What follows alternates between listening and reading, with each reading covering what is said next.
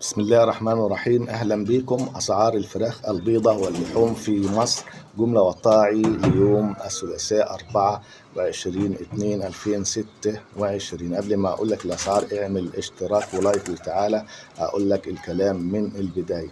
اللحمة في الجزارة ب 360 جنيه إلى 380 جنيه. اللحمة البرازيلي المجمدة ب 280 جنيه جملة و290 جنيه قطاع. اللحمة الهندي ب 240 جنيه جملة و250 قطاعي.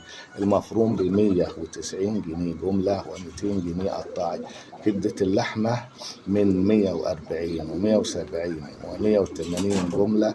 البط البلدي ب 130 جنيه مزرعة و140 قطاعي. البط المسكوفي ب 90 جنيه مزرعة و100 جنيه قطاعي. البط البغالي ب 75 مزرعة و85 جنيه قطاعي. البط البكيمي ب 70 مزرعة و80 جنيه بالمحلات. الرومي الأبيض ب 110 مزرعة و120 جنيه بالمحلات. الرومي الأسمر ب 120 مزرعة و130 جنيه بالمحلات. الأرانب ب 110 مزرعة و120 محلات.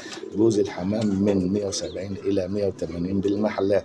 جوز السمان من 70 إلى 80 بالمحلات. أسعار البيض الأبيض ب 107 بورصة و117 بالمحلات.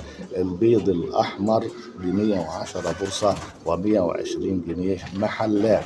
البيض البلدي ب 140 بورصة و150 جنيه محلات.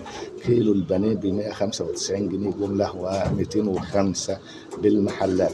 كبد وقوانص ب 70 جنيه جملة و80 جنيه قطاعي. كبدة اللحمة من 170 إلى 190 جنيه قطاعي. صدور بعظم 110 جملة و120 قطاعي. صدور مخلية ب 170 جملة و180 قطاعي.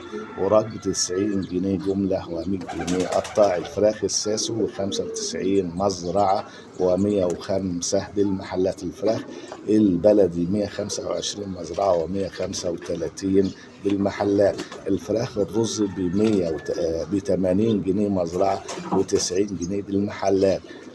البلد العتائي ب 75 جنيه مزرعة و85 جنيه بالمحلات. الفراخ الأمهات ب 68 جنيه مزرعة و78 بالمحلات. الفراخ الأحمر البياض ب 45 جنيه مزرعة و55 بالمحلات. الفراخ الأبيض البياض ب 35 جنيه مزرعة و45 بالمحلات. وبتتباع بالفرخة شروة. الفراخ البيضة ب 90 جنيه مزرعة و100 جنيه بالمحلات.